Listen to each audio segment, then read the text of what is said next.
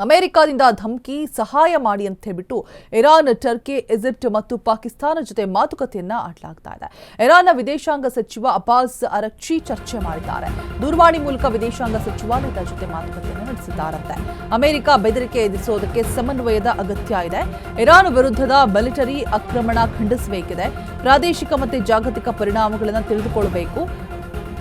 Sweden ವಿದೇಶಾಂಗ ಸಚಿವೆ ಮಾರ್ಯಾ ಜೊತೆಯೂ ಕೂಡ ಚರ್ಚೆ ಮಾಡಿದ್ದಾರೆ.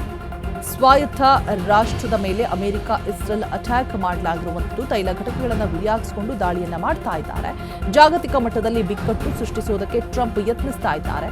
ಅಮೆರಿಕದ ಕುತಂತ್ರದ ಬಗ್ಗೆ ಎಲ್ಲರೂ ಕೂಡ ತಿಳಿದುಕೊಳ್ಳಬೇಕು ಅಂತ ಮಾತುಕತೆ ಚರ್ಚೆಯನ್ನ ಆಡ್ತಾ ಇದ್ದಾರೆ.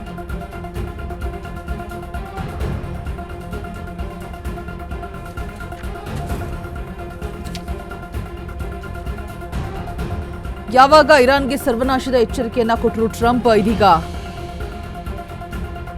ಇರಾನ್ನ ಅರಕ್ಚಿ ಹಲವಾರು ವಿದೇಶಾಂಗ ಮಂತ್ರಿಗಳೊಂದಿಗೆ ಕರೆಗಳನ್ನು ನಡೆಸ್ತಾ ಇದ್ದಾರೆ, ಮಾತನಾಡ್ತಾ ಇದ್ದಾರೆ. ಇರಾನ್ನ ವಿದೇಶಾಂಗ ಸಚಿವ ಅಬ್ಬಾಸ್ ಅರಕ್ಚಿ ಟರ್ಕಿ ಮತ್ತು ಈಜಿಪ್ಟ್ ಮತ್ತು ಪಾಕಿಸ್ತಾನದಲ್ಲಿರುವಂತಹ ತಮ್ಮ ಸಹವರ್ತಿಗಳೊಂದಿಗೆ ಪ್ರತ್ಯೇಕವಾಗಿ ಕರೆಯನ್ನ ಮಾಡಿ ಸಂಭಾಷಣೆಯನ್ನ ಮಾಡಿದ್ದಾರೆ. ಅಮೆರಿಕ ಮತ್ತು ಇಸ್ರೇಲ್ನ ಇರಾನ್ ವಿರುದ್ಧದ ಮಿಲಿಟರಿ ಆಕ್ರಮಣ ಮತ್ತೆ ಅದರ ಪ್ರಾದೇಶಿಕ ಮತ್ತು ಜಾಗತಿಕ ಪರಿಣಾಮಗಳು ಹಾಗೆ ಬೆದರಿಕೆಗಳನ್ನು ಎದುರಿಸುವಂತಹ ಪ್ರಾದೇಶಿಕ ರಾಷ್ಟ್ರಗಳಲ್ಲಿ ಜಾಗರೂಕತೆ ಜೊತೆಗೆ ಸಮನ್ವಯದ ಅಗತ್ಯತೆ ಕುರಿತು ಅರಾಕ್ಚಿ ವಿದೇಶಾಂಗ ಮಂತ್ರಿಗಳೊಂದಿಗೆ ಚರ್ಚಿಸಿದ್ದಾರೆ. ಇರಾನ್ ವಿದೇಶಾಂಗ ಸಚಿವಾಲಯ ಹೇಳಿಕೆಯಲ್ಲಿ ತಿಳಿದು ಬಂದಿದೆ ಕೂಡ.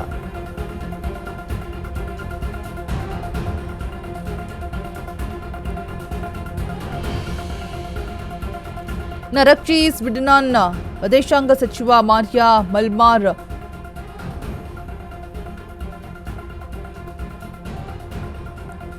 ಇವರ ಜೊತೆಗೆ ಕರೆ ಮಾಡಿ ಕೂಡ ಮಾತನಾಡಿದ್ದಾರೆ. ಸಚಿವಾಲಯ ತಿಳಿಸಿದೆ ಈ ಬಗ್ಗೆ.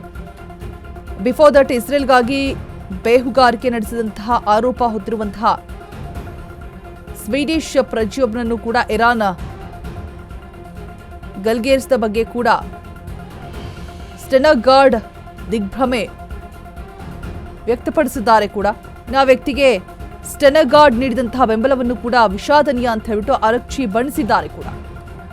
ಯಾವಾಗ ಎಚ್ಚರಿಕೆ ಸಂದೇಶವನ್ನ ಟ್ರಂಪ್ ಕೊಟ್ಟರು, ಅದರ ಬೆನ್ನಲ್ಲೇ ಇದೀಗ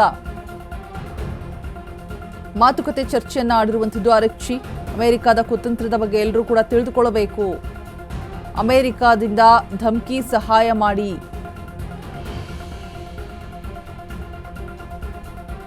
ಕೇಳ್ಕೊಳ್ತಾ ಇದ್ದಾರೆ ಸಹಾಯ ಮಾಡಿ ಅಂತ ಹೇಳ್ಬಿಟ್ಟು. ಯಾವಾಗ ಧಮಕಿ ಆಗ್ತು ಅಮೆರಿಕ ಎಚ್ಚರವಾಗಿರಿ ಅಂತ ಹೇಳ್ಬಿಟ್ಟು, ಅಂದರೆ ತೈಲ ಘಟಕಗಳ ರಾಷ್ಟ್ರಗಳನ್ನಾಗಲಿ ನೀವು ಟಚ್ ಮಾಡೋ ಹಾಗಿಲ್ಲ, ದಾಳಿಯನ್ನ ಮಾಡೋ ಹಾಗಿಲ್ಲ ಅಲ್ಲಿ ಅಂತ ಹೇಳ್ಬಿಟ್ಟು. ಸೊ ಅದರ ಬೆನ್ನಲ್ಲೇ ಇದೀಗ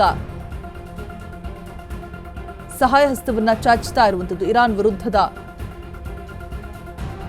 ಕುತಂತ್ರಗಳಾಗಿರ್ಬೋದು ಎಲ್ಲವನ್ನು ಕೂಡ ಅಮೆರಿಕವನ್ನ ನಂಬೋಕ್ಕಾಗೋದಿಲ್ಲ ಅಂತ ಹೇಳ್ಬಿಟ್ಟು ಕಂಪ್ಲೀಟ್ ಆಗಿ ಕರೆ ಮಾಡಿ ತಮ್ಮ ಮಿತ್ರ ರಾಷ್ಟ್ರಗಳ ಸಹಾಯ ಹಸ್ತವನ್ನ ಕೇಳ್ತಾ ಇದ್ದಾರೆ.